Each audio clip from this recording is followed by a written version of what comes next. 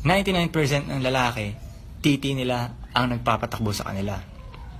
Titi nila ang nagde-decide, gagawin ko ba to o hindi? Tanungin natin yung titi ko. Yun ang 99% ng lalaki ganun.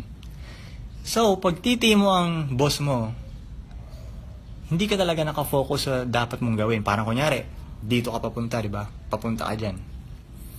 E biglang dito sa gilid mo, may nakabuka kang magandang babae diyan. So, sasabihin ng titi mo, lumiko, di ba? Na-distract ka. So, hindi ka focus, di ba? Yun, pag kaya mong dumiretso pa rin, kahit may nakabuka ka ng maganda, na palong-palong magandang babae, di ba? Kung kaya mong dumiretso pa rin, yun ang focus talaga.